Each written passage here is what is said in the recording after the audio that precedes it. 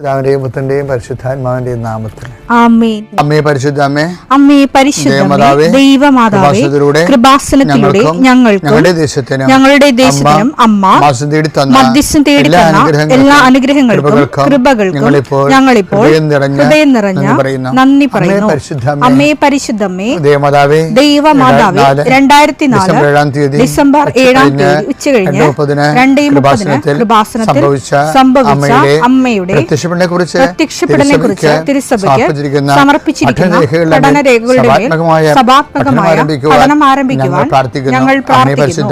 അമ്മേ പരിശുദ്ധമേ, ഭൂസ്വർലോകങ്ങളുടെ രാജ്ഞിയായ അങ്ങേയ്ക്ക് ഭൗമസംരക്ഷണത്തിനായി പ്രപഞ്ചപ്രകൃതിയെ തന്നെ തിരുസഭ പ്രതിഷ്ഠിക്കുവാൻ ഈ പ്രത്യക്ഷീകരണം വഴി ഇടയാക്കണമേ. പരിശുദ്ധമേ, ജപമാല മാതാവേ, സകല കൃപാസനം പ്രാർത്ഥനയോടും ചേർത്ത് ഞങ്ങളിപ്പോൾ പ്രാർത്ഥിക്കുന്ന ഈ കുടുംബത്തിന്റെ പ്രത്യേക നിയോഗം മക്കളെ, അമ്മയുടെ പ്രത്യക്ഷീകരണത്തിന്റെ ഈ അനുഗ്രഹവേളയിൽ ഞങ്ങൾക്ക് സാധിച്ചു തരുവാൻ കനിയണമേ. ആമേൻ. വിശ്വാസ പ്രമാണം. സർവശക്തനായ പിതാവും ആകാശത്തിന്റെയും ഭൂമിയുടെയും സൃഷ്ടാവുമായ ദൈവത്തിൽ ഞാൻ വിശ്വസിക്കുന്നു. അവിടുത്തെ ഏകപുത്രനും ഞങ്ങളുടെ കർത്താവുമായ ഈശോ മിശിഹായിലും ഞാൻ വിശ്വസിക്കുന്നു.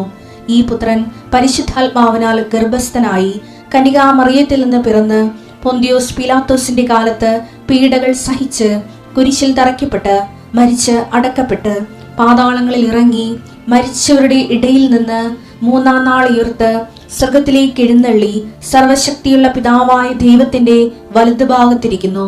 അവിടെ നിന്ന് ജീവിക്കുന്നവരെയും മരിച്ചവരെയും വിധിക്കുവാൻ വരുമെന്നും ഞാൻ വിശ്വസിക്കുന്നു.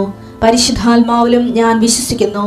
വിശുദ്ധ കത്തോലിക്കാ സഭയിലും പുണ്യവാന്മാരുടെ ഐക്യത്തിലും പാപങ്ങളുടെ മോചനത്തിലും ശരീരത്തിന്റെ ഉയർപ്പിലും നിത്യമായ ജീവിതത്തിലും ഞാൻ വിശ്വസിക്കുന്നു. ആമേൻ. സ്വർഗ്ഗസ്ഥനായ ഞങ്ങളുടെ പിതാവേ, അങ്ങയുടെ നാമം പൂജിതമാകണമേ. അങ്ങയുടെ രാജ്യം വരണമേ. അങ്ങയുടെ തിരുമനസ് സ്വർഗത്തിലെ പോലെ ഭൂമിയിലുമാകണമേ. അന്നു വേണ്ടുന്ന ആഹാരം ഇന്ന് ഞങ്ങൾക്ക് തരണമേ. ഞങ്ങളോട് തെറ്റ് ചെയ്യുന്നവരോട് ഞങ്ങൾ ക്ഷമിക്കുന്നത് പോലെ ഞങ്ങളുടെ തെറ്റുകൾ ഞങ്ങളോടും ക്ഷമിക്കണമേ. ഞങ്ങളെ പ്രലോഭനത്തിൽ ഉൾപ്പെടുത്തരുതേ, തിന്മയിൽ ഞങ്ങൾ രക്ഷിക്കണമേ. ആമേൻ. നന്മ നിറഞ്ഞ മറിയമേ, സ്വസ്തി. കർത്താവ് അങ്ങയുടെ കൂടെ സ്ത്രീകളിൽ അങ്ങ് അനുഗ്രഹിക്കപ്പെട്ടവളാകുന്നു. അങ്ങയുടെ ഉദരത്തിൻ ഫലമായി ഈശോ അനുഗ്രഹിക്കപ്പെട്ടവനാകുന്നു. പരിശുദ്ധ മറിയമേ, തമ്പുരാന്റെ അമ്മേ, പാപികളായ ഞങ്ങൾക്ക് വേണ്ടി ഇപ്പോഴും ഞങ്ങളുടെ മരണസമയത്തും തമ്പുരാനോട് അപേക്ഷിക്കണമേ. ആമേൻ. കർത്താവേ, നിന്റെ ഉന്നതമായ നാമത്തിന് സ്തോത്രം ചെയ്യുന്നു. കർത്താവേ, നിന്റെ വിശുദ്ധ പൗരോഹിത്യത്തെ മഹത്വപ്പെടുത്തണമേ. കർത്താവെ, സഭയിലുള്ള സാന്നിധ്യം പ്രകടമാക്കണമേ. 40 വർഷം ഞാൻ അർപ്പിച്ച കൃപാനയുടെ യോഗ്യതയാണ്. കൃപാസ്ഥാനത്താറെ ജീവനോടെ പ്രത്യക്ഷപ്പെട്ട പരിശുദ്ധ അമ്മയുടെ മാധ്യസ്ഥത്തില് ഞാൻ മക്കളെ ആശീർവദിക്കുന്നു. ഈശോയെ, ഈ പ്രാർത്ഥന ഈ പൈപ്പിൽ വെള്ളം വരണത് പോലെയാണ്. കഞ്ഞി വെക്കണമെങ്കിലും കാപ്പി അനത്തണമെങ്കിലും വെള്ളം കിട്ടണം. അതുപോലെയാണ് കർത്താവെ പലരും ലിവിങ് ബ്രെഡ് കൂടിക്കൊണ്ടിരിക്കുന്നത്. കർത്താവെ, നിന്റെ മുന്നിൽ എല്ലാ ഡോക്യുമെൻസിനെയും ആശീർവദിച്ച് പ്രാർത്ഥിക്കുന്നു. കിട്ടാത്ത ഡോക്യുമെൻറ്റ്സ്, കർത്താവ് ഇല്ലാത്ത ഡോക്യുമെൻറ്റ്സ്, കർത്താവെ അത് ഉള്ളതുപോലെ അത് പരിഹരിക്കപ്പെടാൻ പുതിയ വഴികൾ ഞങ്ങളുടെ മക്കൾക്ക് അങ്ങ് കാണിച്ചു കൊടുക്കണമെന്ന് പ്രാർത്ഥിക്കുന്നു. കർത്താവെ, തൊഴിലാളികൾ, മത്സ്യത്തൊഴിലാളികൾ, അവരുടെ കടങ്ങൾ, അവരുടെ ജീവിത ആവശ്യങ്ങൾ, അവരുടെ തൊഴിൽ സംഘർഷങ്ങൾ, അതുപോലെ തന്നെ കർഷകരുമായി ബന്ധപ്പെട്ട് വരുന്ന എല്ലാ വേദനകളും പരിശുദ്ധമ്മ ദൈവമാതാവിൻ്റെ മധ്യസ്ഥ സ്നേഹിപ്പിക്കുന്നു. ഭവനരഹിതരെ അവരെ ആശീർവദിക്കാൻ പ്രാർത്ഥിക്കുന്നു. കർത്താവെ, മക്കൾ ഇല്ലാത്തവരെ അവരെ ആശീർവദിക്കാൻ പ്രാർത്ഥിക്കുന്നു. 40 വർഷം ഞാൻ അർപ്പിച്ച കൃപാനയുടെ യോഗ്യതയാൽ കൃപാസ്ഥാനത്താറെ ജീവനോടെ പ്രത്യക്ഷപ്പെട്ട മാതാവിൻ്റെ മധ്യസ്ഥത്താൽ പിതാവിൻ്റെയും പുത്രൻ്റെയും പരിശുദ്ധനാമത്തിൽ നിങ്ങൾ ആശീർവദിക്കപ്പെടുന്നു, നിങ്ങൾ സൗഖ്യപ്പെടുന്നു. തിരികെ വരണ സമയം കർത്താവ് നിങ്ങൾ അനുഗ്രഹിക്കട്ടെ. പ്രിയപ്പെട്ടവരെ, നമ്മൾ ഉടമ്പടിയിൽ ജീവിക്കുന്നവരുടെ ഒരു ചലഞ്ച് അല്ലെങ്കിൽ ഒരു ത്രെട്ട്, ഭീഷണി എന്ന് പറയുന്നത് ശരിക്കും പറഞ്ഞ നമ്മുടെ സൽപ്രവൃത്തികളാണ്. ഞാൻ പറയണ ശ്രദ്ധിച്ചേക്കണേ. കാര്യം ലോകത്തിൽ എന്തുമാത്രം സൽപ്രവൃത്തികളാണ് ഈ ഉടമ്പടി എടുത്ത മനുഷ്യർ ചെയ്യുന്നതെന്ന് നമ്മൾ സാക്ഷ്യം കേട്ടാൽ മനസ്സിലാകും. ആതുരാലയങ്ങളിലും, കേരളത്തിലെ എല്ലാ ആതുരാലയങ്ങളിലും, ലോകത്തിലുള്ള മലയാളികൾ അടുത്ത് താമസിക്കുന്ന എല്ലാ ആതുരാലയങ്ങളിലും ആവശ്യത്തിന് പണവും അതുപോലെ തന്നെ നമ്മുടെ ഭക്ഷണപദാർത്ഥങ്ങളും വസ്ത്രങ്ങളും ഒക്കെ ഉടമ്പടി എടുത്തവർ അവരുടെ സ്പിരിച്വൽ കമ്മിറ്റ്മെൻറ്റിൻ്റെ ഭാഗമായിട്ട് ചെയ്യുന്നുണ്ട്. അവരും സൽപ്രവൃത്തികൾ ചെയ്യുന്ന മറ്റുള്ളവരെ ശ്രദ്ധിക്കാനൊരു കാര്യം പറയുകയാണ്. സൽപ്രവൃത്തികൾക്ക്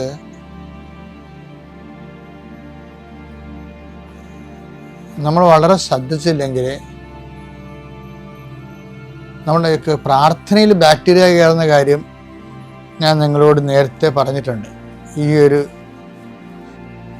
സിറ്റുവേഷനിൽ തന്നെ സൽപ്രവൃത്തികൾക്ക് ഇങ്ങനെ സംഭവിക്കും.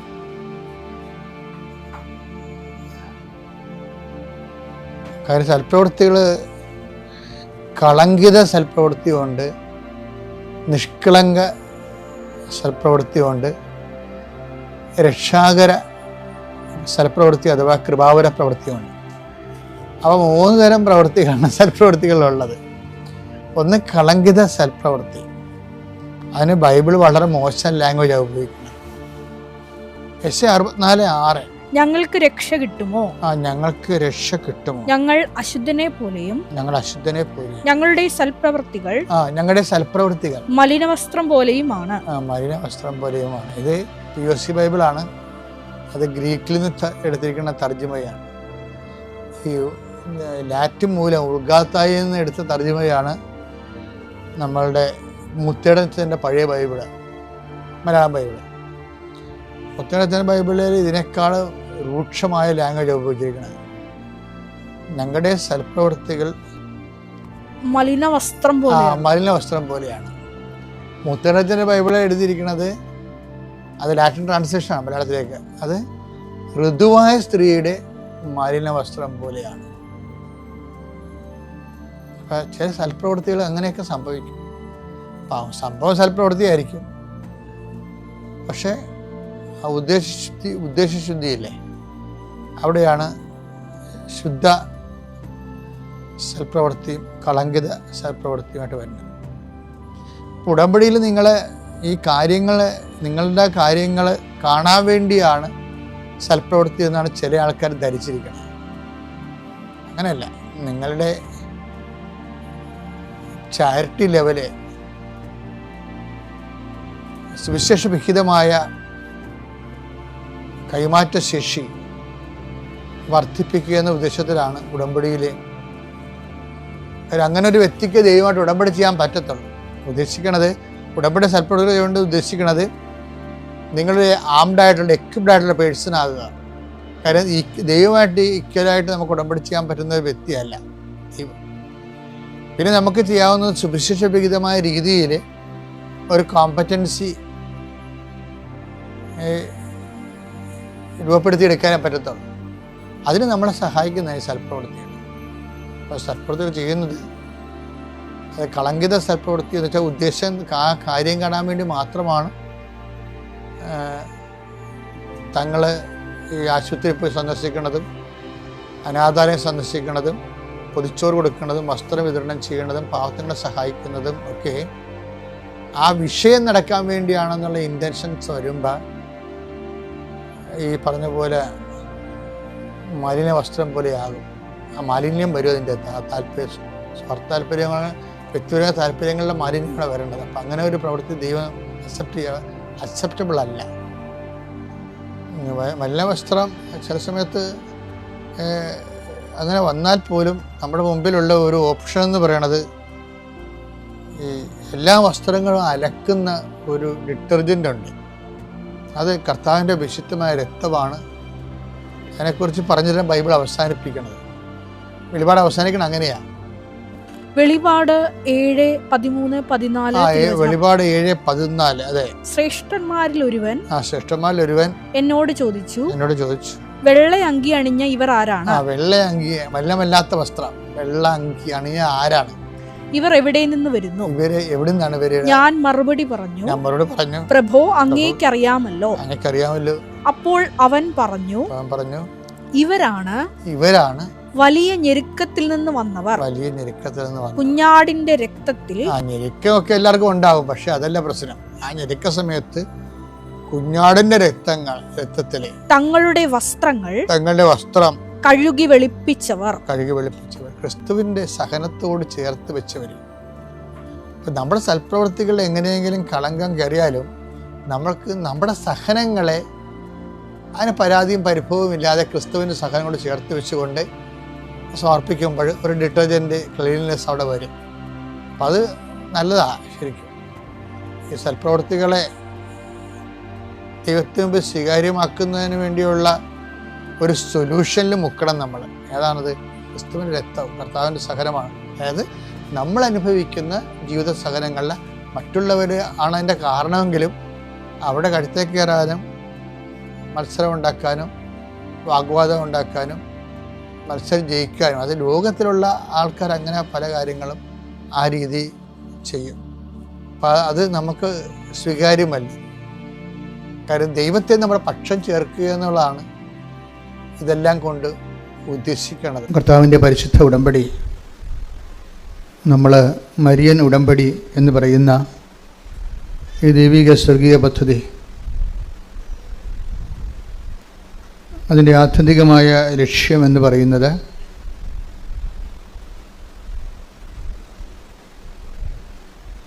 മറിയത്തിൻ്റെ ദൈവാനുഭവങ്ങൾ അഥവാ മറിയത്തിൻ്റെ ക്രിസ്തു അനുഭവങ്ങൾ, മരിയൻ ക്രൈസ്റ്റ് എക്സ്പീരിയൻസ്, അതിൻ്റെ സാധ്യതകളെ പ്രയോജനപ്പെടുത്തിക്കൊണ്ട് അനുദിന ജീവിത അവസ്ഥകളിൽ ദൈവത്തെ അനുഭവിക്കാനുള്ള പരിശ്രമമാണ് ഒരർത്ഥത്തിൽ മരിയൻ്റെ ഉടമ്പടി.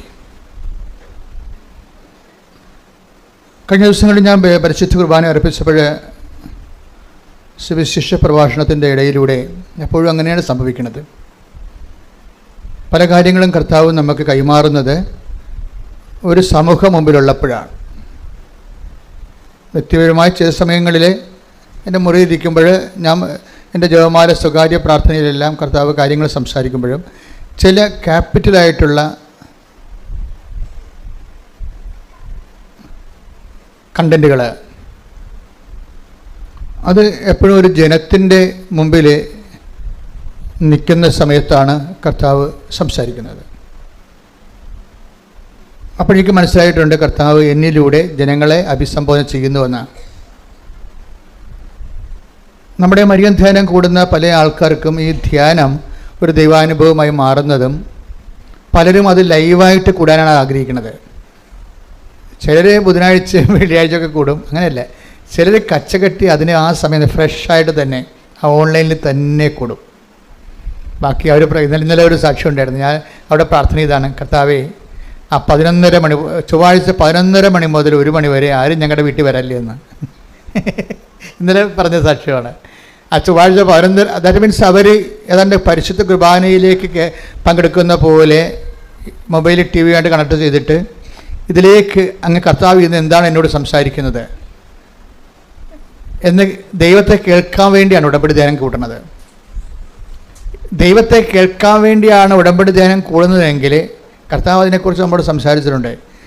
ഈ ഓരോരുത്തരുടെ ക്രൈസ്റ്റ് എക്സ്പീരിയൻസ്, ക്രൈസ്റ്റിനെ നമ്മൾ എങ്ങനെ കാണുന്നു എന്നതിനെ ആശ്രയിച്ചിരിക്കും.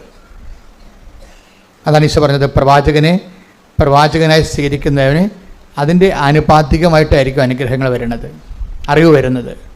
നീതിമാനെ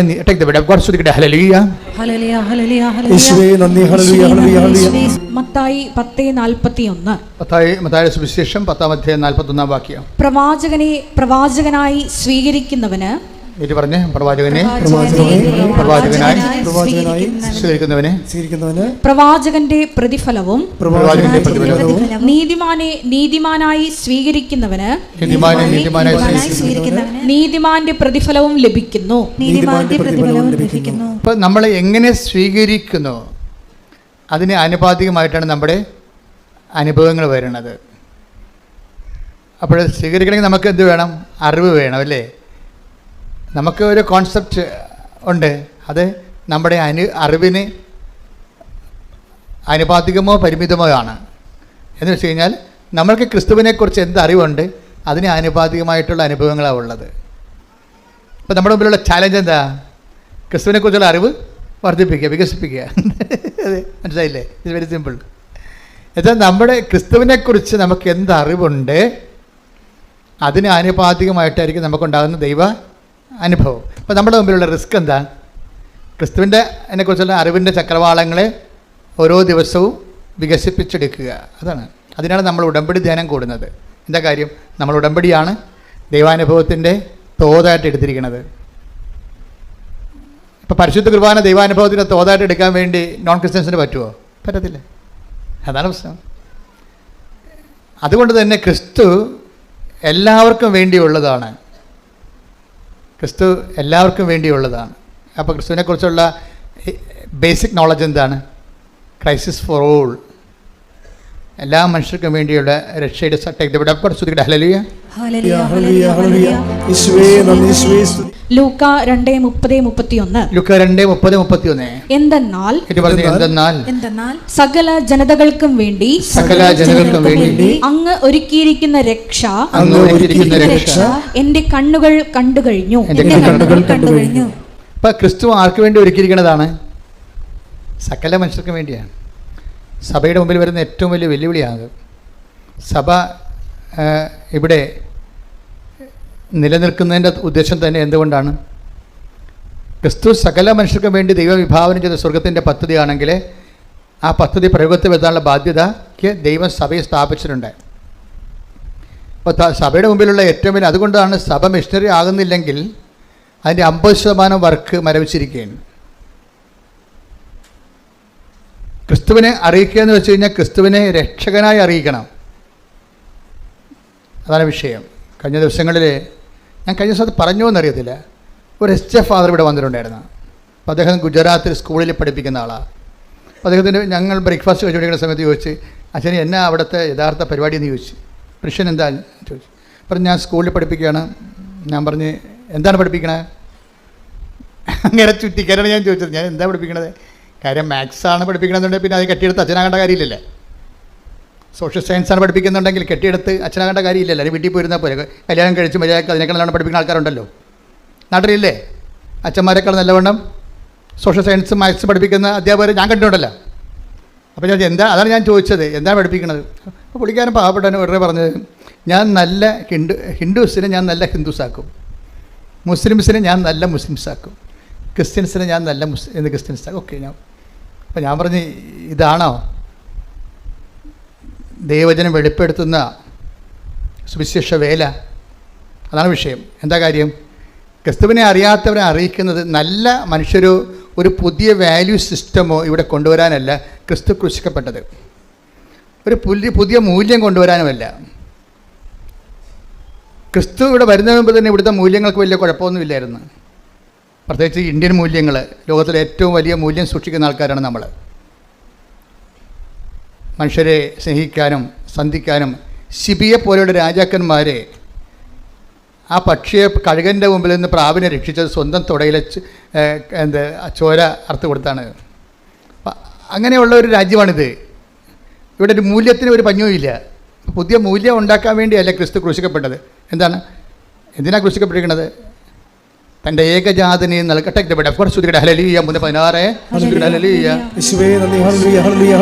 യോഹന്നാൻ 3:16. ഓക്കെ.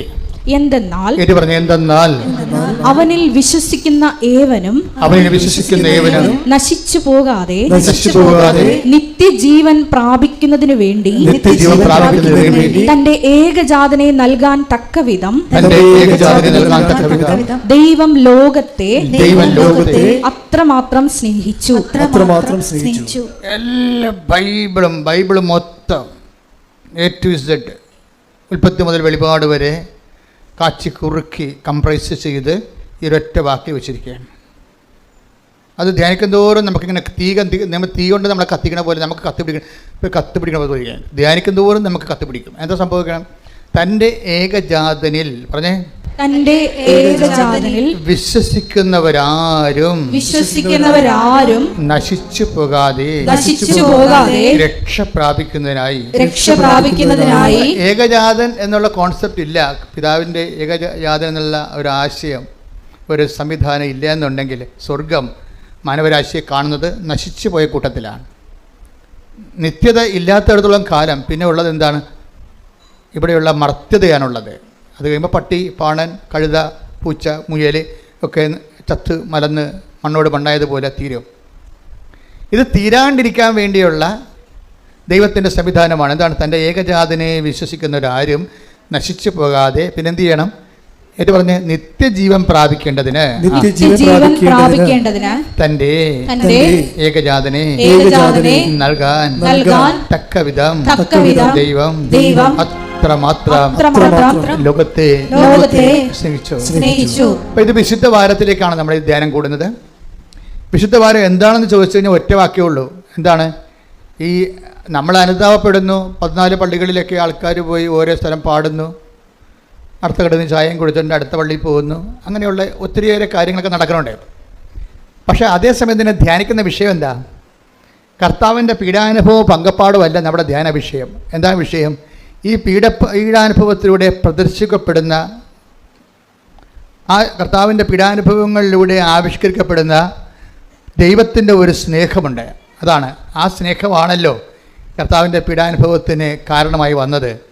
അത്രമാത്രം എന്നാണ്, തൻ്റെ ഏകജാതം നൽകാൻ തക്കവിധം ദൈവം അത്രമാത്രം ലോകത്തെ സ്നേഹിച്ചു. അപ്പോൾ തൻ്റെ ഏകജാതം നൽകാനെന്ന് വെച്ചാൽ കുരിശിൽ ഏൽപ്പിക്കാൻ തക്കവിധം. അപ്പോൾ നമ്മൾ കുരിശിനെക്കുറിച്ചും കുരിശിൻ്റെ വഴിയെക്കുറിച്ചുമൊക്കെ ആലോചിക്കുകയും ചിന്തിക്കുകയും ചെയ്യുമ്പോഴേ നമ്മൾ ചിന്തിക്കേണ്ടി വരുന്ന ആളാരാണ്? പരപിതാവിൻ്റെ സ്നേഹമാണ്. ഈ ദിവസങ്ങളിൽ ഈ വിശുദ്ധ വാരത്തിൽ നിങ്ങൾ ചിന്തിക്കേണ്ടത് ദൈവത്തിൻ്റെ സ്നേഹത്തെക്കുറിച്ചാണ്. ഈ ദൈവത്തിൻ്റെ സ്നേഹത്തെക്കുറിച്ച് ചിന്തിക്കുകയും നമ്മൾ നടത്തുന്ന കുരിശിൻ്റെ വഴികൾ, അതുപോലെ തന്നെ നമ്മൾ നടത്തുന്ന ദാനധർമ്മങ്ങളും എല്ലാം ദൈവസ്നേഹത്തിന് പകരമായിട്ട് നമ്മളുടെ ഒരു സ്നേഹപ്രവൃത്തികളായിട്ട് വരണം. ഓരോ ശുശ്രൂഷ ചെയ്യുമ്പോൾ, ഇപ്പോൾ വിശുദ്ധ വാരത്തിൽ നമ്മൾ കുരിശിൻ്റെ വഴി നടത്തുന്നു, കുമ്പസാരിക്കുന്നു, നഗരി കാണിക്കലിന് പോകുന്നു, അങ്ങനെ കുറേ കാര്യങ്ങൾ നമ്മൾ പങ്കെടുക്കുന്നുണ്ട്. ഇതെല്ലാം അനുഷ്ഠാന പ്രകാരമുള്ള ആചാരവിധികളിലുള്ള ആധ്യാത്മികതയുടെ അനുഷ്ഠാന വിധികളാണത്. അതുകൊണ്ട് ഉദ്ദേശിക്കുന്ന കറസ്പോണ്ടിങ് എക്സ്പീരിയൻസ് എന്താണെന്ന് വെച്ച് കഴിഞ്ഞാൽ, ഇത് കൂടുന്ന വ്യക്തിക്ക് അതിലൂടെ ദൈവസ്നേഹം വർദ്ധിക്കണം. അല്ലാതെ ഒരു നാടകം കാണുന്ന പോലെയോ അല്ലെങ്കിൽ ഒരു കുറേ കാര്യം കാണുന്ന കാഴ്ചക്കാരനെ പോലെ നിനക്കതിനകത്ത് പങ്കെടുക്കാൻ പറ്റും. പക്ഷെ മറിച്ച് നീ ഇതിൽ പങ്കെടുക്കുമ്പോൾ ദൈവം എനിക്ക് വേണ്ടി ഒരുക്കിയ ദൈവത്തിൻ്റെ സ്നേഹത്തിൻ്റെ അവസാനത്തെ ദൈവത്തിന് സാധ്യമായ ഒരു ആവിഷ്കാരമാണ് ക്രിസ്തുവിൻ്റെ പീഡാനുഭവം കുറിച്ച് മരണവും. ഇത് കാണുമ്പോൾ കർത്താവേ, നിന്റെ സ്നേഹത്താൽ എന്നെ നിറക്കണമേ എന്ന് പ്രാർത്ഥിച്ച കർത്താവേ, ഈ വിശുദ്ധ വാരത്തിൽ നിന്റെ പീഡാനുഭവങ്ങളെ, നിന്റെ ചമ്മട്ടിപ്പാടുകളെ, നിന്റെ മുൾക്കിരീടത്തെ, നിന്റെ കരചരണങ്ങളിലെ ആണിപ്പഴുതുകളെ, അതിൽ നിന്നൊഴുകുന്ന വിശുദ്ധ രക്തത്തെ ഞാൻ ധ്യാനിക്കുമ്പോൾ എനിക്ക് വേണ്ടി സഹിച്ച നിന്റെ സഹനങ്ങളുടെ അന്തർധാരയായ ദൈവസ്നേഹത്താൽ ക്രിസ്തുവിലൂടെ അഭിഷേകം ചെയ്യണമേ, ശക്തീകരിക്കണമേ, ശക്തീകരിക്കണമേ.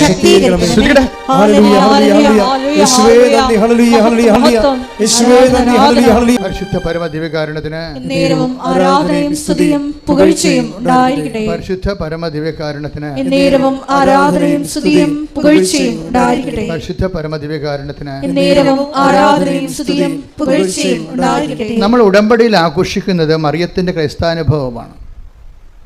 മറിയത്തിൻ്റെ ക്രൈസ്താനുഭവം. കാരണം ക്രിസ്തുവിനെ എന്തുകൊണ്ടാണ് മറിയത്തെ ക്രിസ്തുവാനുഭവത്തിൻ്റെ ഒരു ഉച്ചയും ഉറവയുമായിട്ട് നമ്മൾ കാണാൻ കാരണം? മറിയത്തിൽ നിന്നാണ് ക്രിസ്തുവാനുഭവം നമുക്ക് സാധാരണ മനുഷ്യന്, ഞാൻ അക്കാഡമിക് ആയിട്ടുള്ള ലെവലിലോ അല്ലെങ്കിൽ ഒരു മിസ്റ്റിക് ലെവലിലോ അല്ല അത് വേറെ ഒരു ന്യൂനപക്ഷമാണ് സഭയിലുള്ളത്. സഭയിലുള്ള കോമൺ പീപ്പിൾ 99%. അവരെ സംബന്ധിച്ചിടത്തോളം മറിയമാണ് ക്രിസ്തുവിൻ്റെ ഏറ്റവും നമുക്ക് ലഭ്യമായ സാധ്യതയുടെ സാക്ഷാത്കാരം. ക്രിസ്തുവിൻ്റെ സാധ്യതകളെ ഏറ്റവും അടുത്തറിഞ്ഞത് ആരാണ്? മറിയമാണ്. ക്രിസ്തുവിൻ്റെ സാധ്യത നമ്മൾ ഉടമ്പടിയിലൂടെ ചിന്തിക്കുന്നത് എന്താണ്? മറിയം അനുഭവിച്ച ക്രിസ്തുവിൻ്റെ സാധ്യതകളെ നമ്മുടെ അനുദിന സങ്കടങ്ങളിലേക്ക് അപ്ലിക്കേറ്റ് ചെയ്തുകൊണ്ട് ക്രിസ്തുവിനെ അനുഭവിക്കാനുള്ള സാധ്യതയാണ് നമ്മൾ ഉടമ്പടിയിലൂടെ അന്വേഷിക്കുന്നത്. ശ്രുതികട ഹല്ലേലൂയ. ഹല്ലേലൂയ ഹല്ലേലൂയ ഹല്ലേലൂയ ഹല്ലേലൂയ.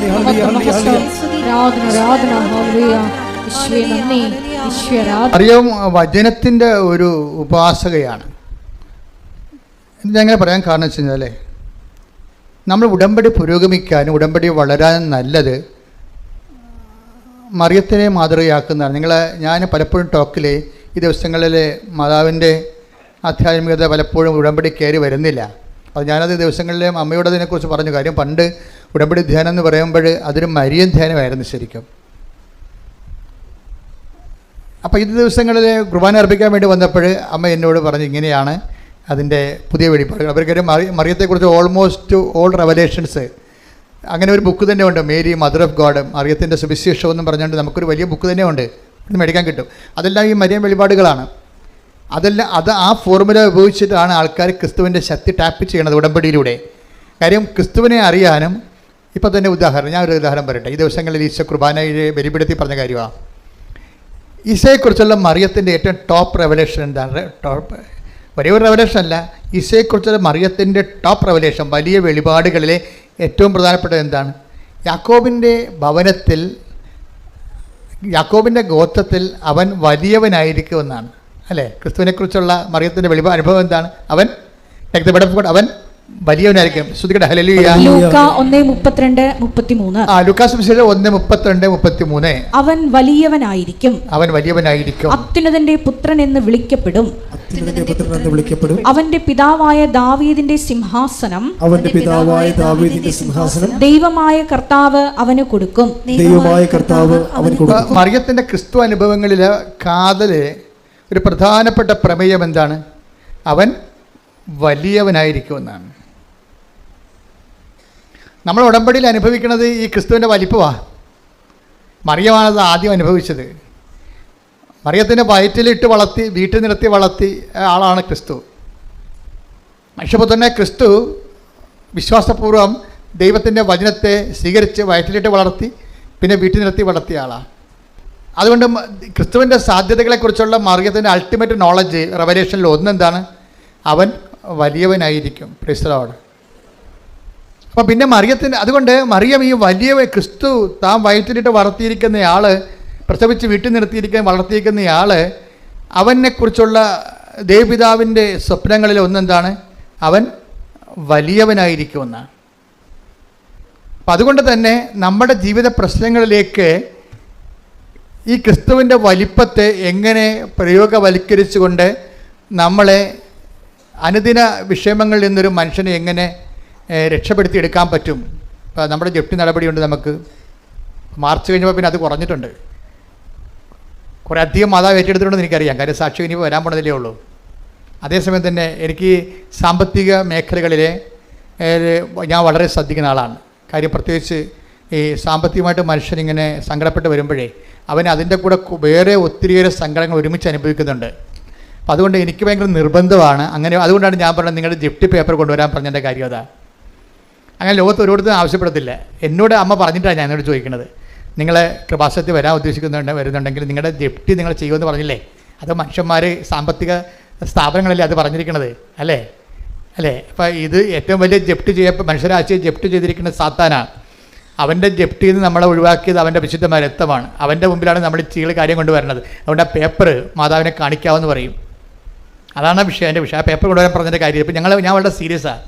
നിങ്ങൾ എന്നെ കാണാൻ വരുമ്പോൾ എനിക്ക് നിങ്ങൾ അനുഭവിക്കുന്ന പ്രശ്നങ്ങളുടെ പേപ്പറുകൾ വേണമെന്ന് പറഞ്ഞാൽ എന്താണ്? അത് മാതാവിൻ്റെ മുമ്പിൽ വെച്ചിട്ട് പ്രത്യേക ഒരു പ്രാർത്ഥനയുണ്ട്, അത് ചെല്ലും. എന്നിട്ട് നിങ്ങളുടെ വിഷയം അങ്ങോട്ട് ഏൽപ്പിക്കും. അത് നിങ്ങളോർക്കും ഇതൊക്കെ ഒരു ആൾക്കാരെ ഇങ്ങനെ ആകർഷിക്കാൻ വേണ്ടി ചെയ്യണം. അല്ല, ആൾക്കാരെ ആകർഷിക്കാൻ വേണ്ടി ഞാൻ ചെയ്ത കാര്യമല്ല, മറിയം ചെയ്ത കാര്യങ്ങളാണ് ഇതൊക്കെ. എന്താണ് മറിയം ചെയ്തത്? എന്താണ്? ക്രിസ്തുവിനെ കുറിച്ച് മറിയത്തിന് അറിയാം വലിയവനാണെന്ന്. എലിസബത്ത്, പരിശുദ്ധാത്മാവ് എലിസബത്തിനെ കാണാൻ വേണ്ടി അമ്മ തിടുക്കത്തിൽ ചെല്ലുമല്ല. അത് തിടുക്കത്തിൽ വായിച്ചത് ലൂക്കാ 1:39. ആ ദിവസങ്ങളിൽ മറിയം യൂദയായിലെ മലമ്പ്രദേശത്തുള്ള ഒരു പട്ടണത്തിലേക്ക് തിടുക്കത്തിൽ യാത്ര പുറപ്പെട്ടു. അപ്പോൾ മറിയത്തിൻ്റെ ഒരു മൗലികമായ ഒരു ആക്ഷൻ മോഡാണിത്. എന്താണ്? ആള് തിടുക്കമായിരിക്കും. അതുകൊണ്ടാണ് ഈ ഉടമ്പടി ഉടനടി പരിഹാരം എന്നൊക്കെ ഞാൻ ആദ്യ കാര്യങ്ങൾ പറഞ്ഞുകൊണ്ടിരുന്നത്. ഈ തിടുക്കം എനിക്കറിയാം, തിടുക്കത്തെക്കുറിച്ച്. സത്യസന്ധമായിട്ട് ഒരു വ്യക്തി ഉടമ്പടി ചെയ്തെങ്കിൽ അമ്മ ആ വിഷയത്തിൽ തിടുക്കം കാണിക്കുമെന്നറിയാം. അതുകൊണ്ട് ഉടമ്പടി ഉടനടി ഇല്ല, പിന്നെ ഇങ്ങനെ പരിഹാരം ഉണ്ട്. അതാണ് വിഷയം. അമ്മ ആ തിടുക്കം കാണിക്കുമെന്നറിയാം, അമ്മയ്ക്ക് അല്ലെങ്കിലും തിടുക്കമാണ്. എന്താ കാര്യം വെച്ച് കഴിഞ്ഞാൽ, ഇപ്പോൾ കാനായിലെ കല്യാണ വീട്ടിൽ വരുമ്പോഴോ ഇപ്പോൾ ഈ യേശു വലിയവനായിരിക്കും എന്നുള്ളത് അമ്മയ്ക്കറിയാം. പക്ഷേ ഈ വലിപ്പം അമ്മയെ സംബന്ധിച്ചിടത്തോളം മനുഷ്യൻ അനുദിനം അനുഭവിക്കുന്ന പ്രതിസന്ധിക്ക് പരിഹാരമാകാൻ ഇത് ആപ്ലിക്കേറ്റ് ചെയ്യാൻ പറ്റുമോ എന്നുള്ളതാണ് മറിയൻ ആലോചനകൾ. മറിയൻ എന്ന് വെച്ച് കഴിഞ്ഞാൽ നമ്മളുടെ പ്രശ്നബാധിതമായ ഒരു മനുഷ്യൻ്റെ ഒപ്പം നടന്നും ഒപ്പം നിന്നും ചിന്തിക്കുന്ന ആളാണ് മറിയം. അങ്ങനെ ആരുമില്ല ബൈബിളിൽ അത്രയും കൃത്യമായിട്ട്. മനുഷ്യൻ്റെ അനുദിന പ്രശ്നങ്ങളുടെ ഒപ്പം നടന്നുകൊണ്ട്, അവൻ്റെ ഒപ്പം തലക്ക് തീ പിടിച്ചുകൊണ്ട്, അവൻ്റെ കൂടെ ഉപ്പുകുറ്റിക്ക് തീ പാറിക്കൊണ്ട് ഒരുമിച്ച് നടക്കുന്ന ഒരാളാണ് മറിയം. അങ്ങനെ ഈ വലിയവനായിരിക്കുന്ന യേശുവിനെ എങ്ങനെ മനുഷ്യൻ്റെ അനുദിന വിഷയത്തിൻ്റെ അകത്ത് ഒരു പരിഹാരത്തിന് വേണ്ടി അതിനെ പ്രയോഗിക്കാൻ കഴിയും എന്ന് കാനായിൽ ഒരു ആകസ്മികമായിട്ട് ചിന്തിച്ച ആളല്ല. മറിയത്തിൻ്റെ മനസ്സിൽ ഇത് തന്നെയായിരുന്നു എല്ലാ കാലങ്ങളിലും. എങ്ങനെ മറിയത്തോടല്ല പറഞ്ഞത്, ഇവൻ ഔസേപ്പിതാവിനോടല്ല പറഞ്ഞത്, അവൻ വലിയവനായിരിക്കുമെന്നാണ്. എന്തിനാണ് അങ്ങനെ പറഞ്ഞത്? അവൻ വലിയവനായിരിക്കും. എന്തിനു വേണ്ടി അവൻ വലിയവനായിരിക്കും? അവൻ യേശുക്രിസ്തു ക്രൂശിക്കപ്പെട്ട് മനുഷ്യൻ്റെ പാപങ്ങൾക്ക് പരിഹാരമാകാൻ വേണ്ടി മാത്രമാണോ? അല്ല. മറിയത്തെ സംബന്ധിച്ചിടത്തോളം മനുഷ്യൻ്റെ അനുദിന ജീവിതത്തിൻ്റെ പരിഹാരത്തിനും അവൻ വലിയവനായിരിക്കും എന്നാണ് പരിശുദ്ധാത്മാവ് മറിയത്തോട് പറഞ്ഞു. കൈയടിച്ച് ക്രിസ്തുവിന്റെ ഹല്ലേലൂയ. പരമദിവ്യകാരുണ്യത്തിന്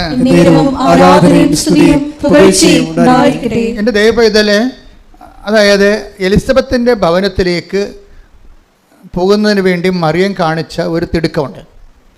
ഈ തിടുക്കം തന്നെയാണ് അമ്മ വലിയവനായ ക്രിസ്തുവിനെ മനുഷ്യൻ്റെ അനുദിന ജീവിത പ്രശ്നങ്ങളിലേക്ക് ശ്രദ്ധ തിരിച്ചുകൊണ്ട് അതിനൊരു പരിഹാരം കാണാൻ വേണ്ടി ഒരു പഴുത് നോക്കി നടന്നതുപോലെയാണ് കാനായിലെ കല്യാണം വന്നു ചേരുന്നത്. കാനായിലെ കല്യാണം വസ്തുത്തിൽ അത് ശരിക്കും പറഞ്ഞാൽ ഞാൻ ഇപ്പോഴും വിശ്വസിക്കുന്നത് ഒരു സർക്കസ് സെൻസ് മാതാവ് ഇതേ ചിന്തയോടുകൂടി നടന്ന് ക്രിസ്തു വലിയവനാണെന്ന് അമ്മയ്ക്കറിയാം. ഈ വലിമ മനുഷ്യന് മനസ്സിലാകുന്ന ജീവിത പ്രശ്നങ്ങളിലേക്ക് അതിൻ്റെ സാധ്യതയെ പ്രയോഗിച്ചുകൊണ്ട് ക്രിസ്തുവിനെ മനുഷ്യൻ അവൻ്റെ സങ്കടങ്ങളിൽ സമാശ്വാസം നൽകുന്ന ദൈവത്തിൻ്റെ സ്നേഹരൂപമായി അനുഭവിക്കുന്ന ദൈവിക പദ്ധതി അമ്മയ്ക്ക് ഒരു ചെവിട്ടോർമ്മ പോലെ ചൊല്ലിക്കൊടുത്തതുപോലെ അമ്മ ഒരു പഴുതു നോക്കി നടക്കുകയായിരുന്നു. എപ്പോഴാണ് ഈ വലിയവനായ യേശുവിനെ മനുഷ്യൻ്റെ ജീവിതത്തിലെ പ്രശ്നങ്ങൾക്ക് പരിഹാരം ആക്കുക. അങ്ങനെ നടക്കുന്ന കാലത്താണ് കാനായിലെ കല്യാണം ഒരു പെട്ടെന്നിങ്ങനെ ഈ പാല് കടയുമ്പോൾ വെണ്ണ പോലെ പൊന്തി വന്നത്. അവസരം പൊന്തി വന്നതാണ്. ആ അവസരം ശരിക്കും പറഞ്ഞാൽ അമ്മയ്ക്ക് വേറെ ആ വിഷയം കൈകാര്യം ചെയ്യുകയാണെങ്കിൽ തീർച്ചയായിട്ടും ഞാൻ ഇടയ്ക്ക് പറയാറുള്ളതാണ്, അത് വലിയൊരു വിഷയമല്ല, ഒരു ചെറിയൊരു പഴുതാണ്. അവിടെ വീഞ്ഞ് തീർന്നു പോയി, വേണമെങ്കിൽ അടുത്ത വീട്ടിൽ പോയി വായ്പ വാങ്ങിക്കാമെന്ന് പറയുമ്പോൾ ആ പ്രശ്നം തീരും. അടുത്ത വീട്ടിൽ പോയി വായ്പ വാങ്ങിക്കുക, അല്ലെങ്കിൽ 3-4 വീട്ടിൽ പോയി പെട്ടെന്ന് അവിടെ ഉള്ള വീഞ്ഞ്, അവിടെയൊക്കെ വീഞ്ഞുള്ള സ്ഥലമാണ്, ഞാനും പോയതാണ്. അവിടുന്ന് കുറേ വീഞ്ഞ് അവിടുന്ന് പോയപ്പോൾ കൊണ്ടുവരികയും ചെയ്തു ഇവിടെ. കാര്യം അതല്ല, അതോടെ അവരുടെ ബിസിനസ്സാണത്. അപ്പം അതുകൊണ്ട് തന്നെ അവിടെ പഞ്ഞമൊന്നുമില്ല ഈ സംഭവം, അടുത്ത വീട്ടിൽ പോയി സംഭവം കിട്ടും. അങ്ങനെ ഒരു ഉപദേശം കൊടുക്കുന്നതിനുള്ള സാധ്യതയുണ്ട് അവിടെ. അല്ലെങ്കിൽ വിലക്ക് വാങ്ങാമല്ലോ. അപ്പോൾ ഈ രണ്ട് സംഭവം ചെയ്യാതെയാണ് അമ്മ ഈ വിഷയം വലിയവനായ യേശുവിൻ്റെ വലിപ്പം മനുഷ്യൻ്റെ ജീവിത പ്രശ്നങ്ങൾ പരിഹാരമാകാനുള്ള സാധ്യത അമ്മ കണ്ടുപിടിച്ച ഒരു പോംവഴിയാണ്. നമ്മൾ അമ്മയെ വിളിക്കണത് എന്താണ്? ദിവ്യ രഹസ്യങ്ങളുടെ എന്താ വിളിക്കണേ? റോസാപുഷ്പം. ഞങ്ങളൊക്കെ എൻ്റെ കുഞ്ഞുനാളിലൊക്കെ വീട്ടിൽ അമ്മ പറയണത് വ്രതപുഷ്പമേ എന്നൊക്കെ പറയും. എനിക്ക് അന്ന് മനസ്സിലായിട്ടില്ല, ഇന്നും മനസ്സിലായിട്ടില്ല. ദിവ്യ രഹസ്യങ്ങളുടെ വ്രതപുഷ്പമേ തമിഴാണ്. ഞങ്ങളുടെ ഇവിടുത്തെ പ്രാർത്ഥനകളെല്ലാം, കേരളത്തിലെ ക്രിസ്ത്യൻസിൻ്റെ പ്രാർത്ഥന പൊതുവേ ഒരു 100 കൊല്ലം മുമ്പ് വരെ തമിഴായിരുന്നു. അപ്പോൾ അതുകൊണ്ട് തമിഴിൻ്റെ പ്രാർത്ഥന പതുക്കെയാണ് ഇപ്പോൾ മലയാളത്തിലായത്. കാര്യം കേരളം തമിഴകം ആയിരുന്നല്ലോ. അപ്പോൾ അതിലൂടെ ആ കാലങ്ങളിലെല്ലാം പഴയ വേദപാഠങ്ങളെല്ലാം തമിഴായിരുന്നു. അപ്പോൾ അത് ദൈവരഹസ്യങ്ങളുടെ വ്രതപുഷ്പം. ഞാൻ സെമിനാരി ചെന്നപ്പോൾ പഠിച്ചത് ഈ വ്രതപുഷ്പം എന്ന് പറഞ്ഞാൽ എന്താണ്? സെമിനാരി ചെന്നപ്പോൾ ഇംഗ്ലീഷ് റോസരിയാണ്. അപ്പോൾ അവിടെ പറഞ്ഞാൽ എന്താണ്? Mystic rose, pray for us. എന്നുവെച്ചാൽ ദിവ്യരഹസ്യങ്ങളെ ഒരു തേൻ പോലെ ഒരു പനിനീർ പൂവിൽ സൂക്ഷിച്ചിരിക്കുന്നതാണ് അമ്മ. അമ്മ ഒരു പനിനീർ പൂവാണ്. ആ പനിനീർ പൂവിൽ ദിവ്യരഹസ്യങ്ങളുണ്ട്. തേന് പോലെ ഇരിക്കണ പൂവിൽ എങ്ങനെയാണ് തേനിരിക്കുന്നത് അതുപോലെ പരിശുദ്ധ മറിയമാവുന്ന സ്വർഗീയ പുഷ്പത്തിലെ തേനുണ്ട്. എന്തിൻ്റെയാണ്? ദിവ്യരഹസ്യങ്ങൾ. ദിവ്യരഹസ്യം എന്താണ്? ക്രിസ്തുവിനെക്കുറിച്ചുള്ള രഹസ്യങ്ങളാണ്. ക്രിസ്തുവിനെക്കുറിച്ചുള്ള രഹസ്യങ്ങൾ ആർക്കാണ് പകർന്നു കിട്ടിയിരിക്കുന്നത്? മറിയത്തിനാണ്. എന്താണ്? അവൻ വലിയവനായിരിക്കും. അതാണ് രഹസ്യമാണത്. അത് രഹസ്യമാണ്. ഈ രഹസ്യം അത് അമ്മയ്ക്ക് കിട്ടിയിരിക്കുന്ന രഹസ്യമാണ് അമ്മ കാനായിലെ അത് പരസ്യമാക്കുന്നത്. ഈ രഹസ്യമില്ലേ, അതായത് ഇവൻ വലിയവനായിരിക്കും എന്നുള്ള ദിവ്യരഹസ്യം. അതാണ് ദിവ്യരഹസ്യങ്ങളുടെ പനിനീർ പുഷ്പമേ. അപ്പം ഈ രഹസ്യത്തെയാണ് അമ്മ അവൻ വലിയവനായിരിക്കും. ഈ യേശുക്രിസ്തുവിൻ്റെ ശക്തിയെ അമ്മ ബലഹീനനായ മനുഷ്യൻ്റെ ഉയർത്തെഴുന്നേൽപ്പിനും നിലനിൽപ്പിനും ഉയർച്ചയ്ക്കും അതിജീവനത്തിനുമായിട്ട് അമ്മ ഒരു പഴുത് നോക്കിയിരിക്കുന്നു. യേശുക്രിസ്തുവിനെ ഇൻട്രൊഡ്യൂസ് ചെയ്യാൻ വേണ്ടി ക്രിസ്തുവിൻ്റെ ശക്തി, ക്രിസ്തുവിലുള്ള ദൈവത്തിൻ്റെ പദ്ധതികൾ, മനുഷ്യൻ്റെ എല്ലാ സർവ്വതോന്മുഖമായ വീണ്ടെടുപ്പുകൾ നിലവിൽ വരുത്താൻ വേണ്ടി അമ്മ ഒരു പഴുത് നോക്കിയിരിക്കുകയാണ്. അങ്ങനെ വളരെ അത്രയ്ക്ക് വലിയ ആഡംബരമായിട്ട് പറയാൻ പറ്റുന്നില്ലെങ്കിലും കിട്ടിയ പഴുത് അമ്മ തിടുക്കത്തിൽ ഉപയോഗിക്കുകയാണ്. അവിടെയും തിടുക്കമാണ്, പെട്ടെന്നല്ലേ ഈ സംഭവം നടക്കുന്നത്. അവർ അടുത്ത വീട്ടിൽ പോയി വാടകയ്ക്ക് വീഞ്ഞും കാവിക്കൊണ്ട് വരണമെങ്കിൽ തന്നെ ഇവിടെ കാര്യം സാധിച്ചു. അതാണ് അവിടെ തിടുക്കം കാണിക്കുന്നുണ്ട്. അതായത് അടുത്ത വീട്ടിൽ പോയി ആ വീട്ടുകാർ വീഞ്ഞ് തീരാൻ പോകണമെന്ന് കണ്ടപ്പോൾ തന്നെ ഇത് അമ്മയ്ക്കറിയാം, ഇത് ഇവർ വീഞ്ഞ് തീരാൻ പോകണം എങ്ങനെ വീട്ടുകാർ അറിഞ്ഞു കഴിഞ്ഞാൽ ക്രിസ്തുവിനെ അറിയാൻ പാടില്ലാത്ത കാരണം അവർ വേറെ മാർഗങ്ങൾ ഉപയോഗിക്കുമെന്നറിയാം. അതാണ് വിഷയം. അവിടെ ക്രിസ്തുവിനെ അറിയാത്ത വീടാണത്. ക്രിസ്തുവിനെ അറിയാത്ത വീട്ടിലെ ഒരു വിഷയം ഉണ്ടായിക്കഴിഞ്ഞാൽ അവരറിഞ്ഞു കഴിയുമ്പോൾ, വിവാഹത്തിൻ്റെ ശോഷണം അറിഞ്ഞു കഴിയുമ്പോൾ ഓട്ടോമാറ്റിക്കലായിട്ട് അവർ വേറെ ക്രിസ്തുവിനെ ഇതരമായിട്ടുള്ള വേറെ മാർഗ്ഗങ്ങൾ, വായ്പ വാങ്ങിക്കുക, വിലക്ക് വാങ്ങിക്കുക എന്ന് അറിയാം, അവർ ചെയ്യുമെന്നറിയാം. അതിന് മുമ്പ് തന്നെ ഒരു തിടുക്കം കാണിക്കും. ഇവിടെ എലിസബത്തിൻ്റെ വീട്ടിലേക്ക് പോയി അതേ തിടുക്കം തന്നെ. ദൈവത്തിലെ ഓർക്കുക, നിൻ്റെ വിഷയത്തിനും നീ ഒരു ബൗദ്ധികമായ പരിഹാരം നീ കണ്ടെത്താൻ ഉള്ള സാവകാശത്തെ മുമ്പേ മറിയം കാണിക്കുന്ന തിടുക്കത്തിന്റെ പേരാണ് ഉടമ്പടി. കൈയടിച്ച് സ്തുതിക്കട്ടെ. ഹല്ലേലൂയ, ഹല്ലേലൂയ, ഹല്ലേലൂയ, ഹല്ലേലൂയ, ഹല്ലേലൂയ. മഹത്വം, വലിയ വെളിപാട്. ഹല്ലേലൂയ, ഹല്ലേലൂയ, ഹല്ലേലൂയ.